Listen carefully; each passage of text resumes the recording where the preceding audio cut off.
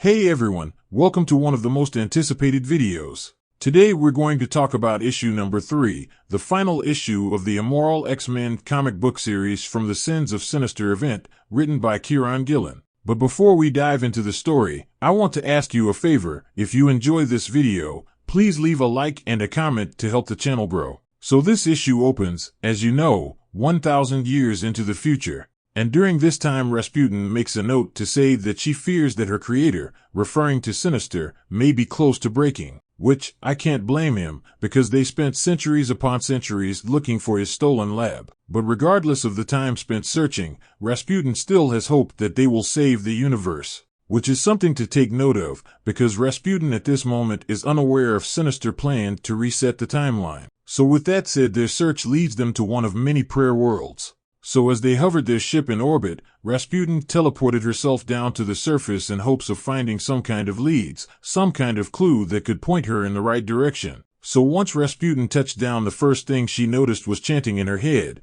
but due to her telepathic abilities, she was able to shield her mind. For around her were hundreds upon hundreds of eggs with clones trapped in each of them. For each of these souls, brains were trapped in an infinite loop and forced to chant jubilations to the Exodus, which leads to endless screams of rapture that echoed across the continent. And in the center of this echo chamber was a gigantic clone of a sleeping Exodus, an Exodus that was growing stronger with every chant. So with Rasputin being careful to take her time to scan each prisoner's mind, she made sure not to disturb the sleeping giant. For Sinister made sure to inform her that if any Exodus realizes that he is still alive, it will be bad news for everyone, especially himself. So after some painstaking time searching for the right mind under a sleeping god, Rasputin finally hits the jackpot as she finds what she was looking for. So without thinking of the consequences, Rasputin says a tiny prayer of thanks, which was the wrong thing to do, for the sleeping god awoke. So with her cover blown, Rasputin summons a getaway portal and jumps back to the Marauder and takes off into space.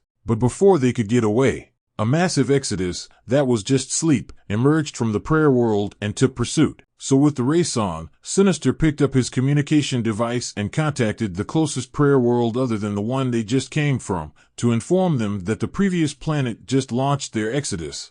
Now, this right here is a high-risk tactic, because, since the Exodus schism, individual sects have established their own claims, each with prayer worlds and Exodus clones pointing across the void at one another. So after many deadly wars, most subsects have created ceasefire scriptures to stop their bloody wars. And one of the main rules included in those scriptures is not to launch an Exodus. Because if you do, a nearby sect will have to respond by unleashing their Exodus to avoid a first strike crusade. Because much like how we view nuclear war, the people of this universe fears Exodus's crusades. For when two of them meet, an unimaginable amount of lives are destroyed in mutual destruction. For when Sinister jumps into hyperspace, Rasputin's journal continues to explain how she has grown numb to all the death, because in this universe there are many planets filled with corpses orbiting dead stars.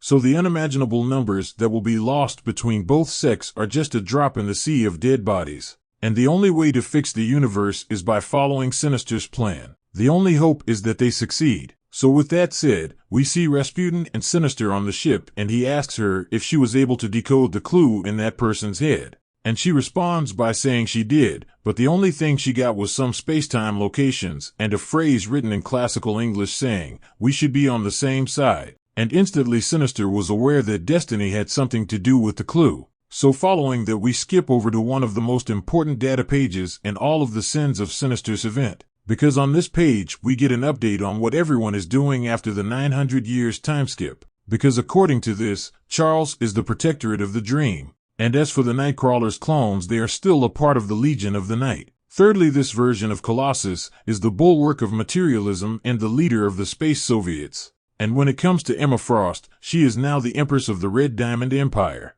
Now, moving on to Kate Pryde, who was absent from this event, now has the title of Pirate Queen of the Void. And as for Hope Summers, her body was dissected into still-living reliquaries and distributed among the Exodus sections. Skipping over to Namor, we find out he became the Imperator of the Drowned Worlds and the Sire of the Night Consorts. And as for Beast, he is just a gene-chained court scientist for Emma's Red Diamond Empire. Following that, we find out that Magic retreated to the Limbic Incursion after losing the 7th Diamond War. And finally, Sebastian Shaw rules the majority in the Screaming Council of Hell. So overall, the mutants are the undisputed rulers of the galaxies. So with that quick update, we get a small peek of some of their current territories as the Marauders is forced to pass by it to get to the coordinates. Because we get a quick look at a gigantic colossus guarding the borders of Limbo and our galaxy. Because Magic thought it would be a good idea to tear a rip through both dimensions. And following that, they fly through the front line of the war between Charles and Emma. For in this war, Charles is putting his soldiers' minds in a state of paradise while he is throwing their bodies at Emma's forces, which is wild.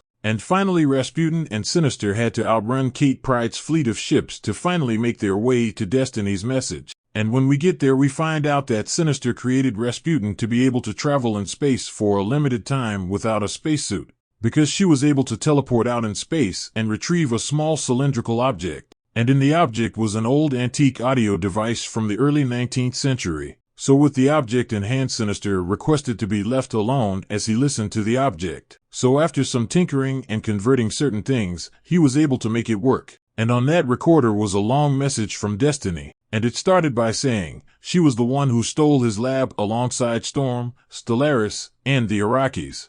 And if you're listening to this, then they have hidden it again, because she did try to reset the universe due to Mystique's death. So if he is able to find a way to reset the timeline and return to the past, to seek her out because she will join him. And then she goes on to say that she did fight against him before and she understands if he doesn't trust her. But Sinister at the end of the day will need help if he ever wants to make a timeline worth living. For the only reason Destiny kept this dimension going was because this was the longest timeline where she and Mystique stayed together. And for a time she was able to beat the odds until ultimately she was ripped apart in battle. And because of that, she wants to try again alongside Sinister and his clones.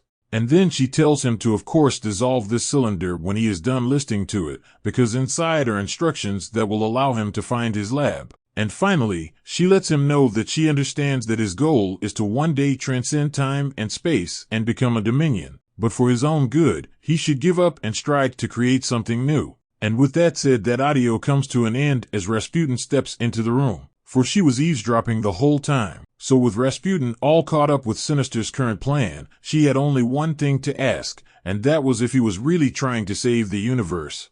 Which Sinister replied by saying, "I'm afraid not." So with the cat out the bag, Rasputin ducked down into a crouch as she drew her blade and said that she don't think he gets to live then. And with that said, the fight was on. And as you can assume, Rasputin was far superior than her maker, given the fact she was created from the finest stable gene cocktail, with telepathic abilities, the power to become intangible, a powerful healing factor, and the ability to create her own force field all inside a body made of the hardest steel. And just to make sure no one could beat her, he didn't even install a self-destruction switch in her genes in case someone tried to use it against her. And finally, most importantly, he gave her free will. But the only thing he didn't give her was the power of flight. So with him avoiding her slash, he was able to escape the room and sealed the door behind himself before ejecting Rasputin, his greatest creation, into space. So following that tough decision, Sinister followed the instruction to the now deserted planet Earth. And when he entered the cave, he discovered the last Doombot that survived from all the way back,